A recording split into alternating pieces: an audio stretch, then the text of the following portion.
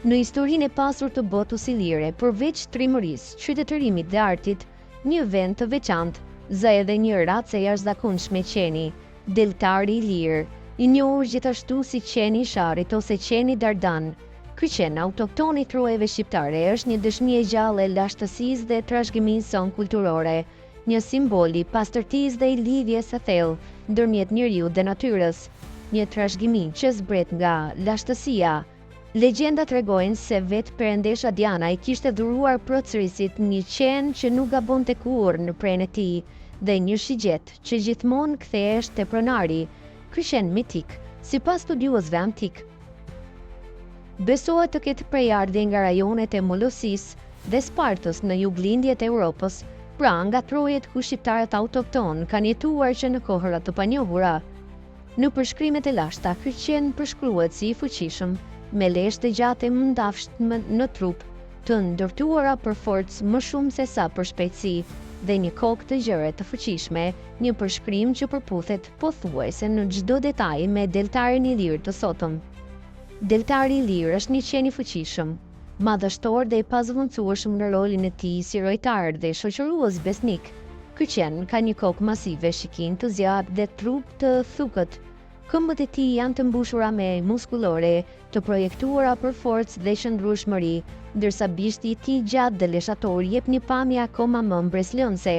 Përmasat e tij janë imponuese, tek meshkujt lartësia arrin në 67 deri në 75 cm, ndërsa tek femrat nga 60 në 70 cm.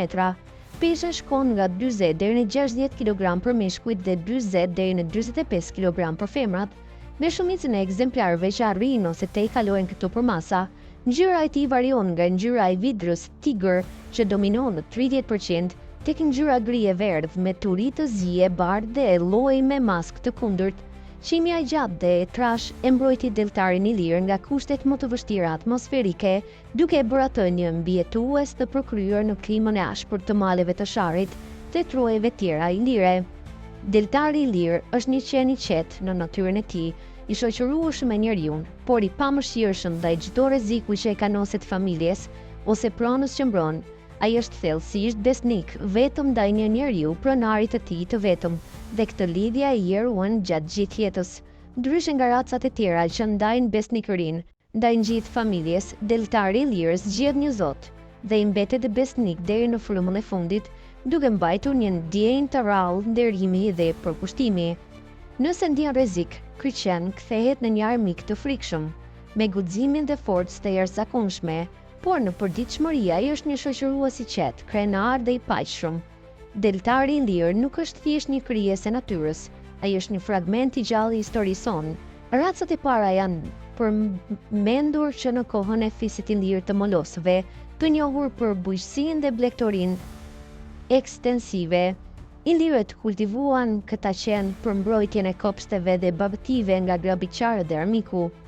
Plini Plaku, historiani romak, dëshmonte se ilirët e kishin dhuruar Lekës së Madh, Aleksandrit të Madh, qen të mëdhenj dhe të fuqishëm, të aftë të luftonin luanët, elefantët dhe demat në stadiumet e mëdha të kohës. Ekzistojnë disa teori rreth prejardhjes gjenetike të deltarit. Njëra sugjeron se kanë ardhur nga qentë e Kaukazit, por kjo teori nuk përputhet me burimet historike. Teoria më e besueshme thotë se këta qenë kanë ardhur nga qentë e mëdhenj të Indis, Tibetit dhe janë kryqëzuar me qentë autokton të Ilirisë, duke krijuar kështu këtë racë unike. Në shekullin e 20, Federata Kinologjike e Jugosllavisë për arsye politike ndryshoi emrin e racës së njohur në atë kohë si deltari i lirë, ilirski ovcar, duke e emërtuar si Sarplaninac. Kjo ishte një përpjekje për të fshehur gjurmët e identitetit shqiptar dhe për ta bërë këtë trashëgimi të duket si produkt jugosllav. Në të vërtetë ka dallime të mëdha midis deltarit i lirë dhe Sarplaninacit. Morfologjia, karakteri, përmasat dhe temperamenti janë të ndryshme.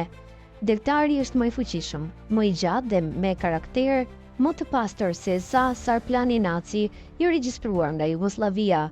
Pavarësisht përpjekjeve për t'ia mohuar shqiptarëve këtë trashëgimi, deltari i lirë ka mbijetuar i ruajtur me kujdes nga barinj dhe komuniteti rural në Shqipëri, Kosovë, Maqedoninë e Veriut dhe Malin e Zi.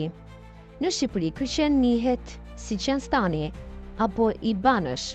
ndërsa në Kosovë si deltar apo qendërdan, fatkeqësisht mungesa e standardizimit të duhet dhe globalizimi rrezikojnë të zbejnë tiparet e vërteta të kësaj race, sot ka një thirrje gjithnjë më të fortë për të ndërmarrë hapa konkrete në standardizimin, mbrojtjen dhe promovimin ndërkombëtar të deltarit të lirë, si një trashëgimi unike shqiptare, një pjesë e krenarisë son kombëtare që nuk duhet të zbehet kurrë. Në një botë ku identitetet shpesh zbehen përballë rrymave globale, ruajtja e deltarit është një akt krenarie, një dëshmi që shqiptarët, donse të vjetër në Troje, mbeten të pathyeshëm në ruajtjen e rrënjëve të tyre të thella.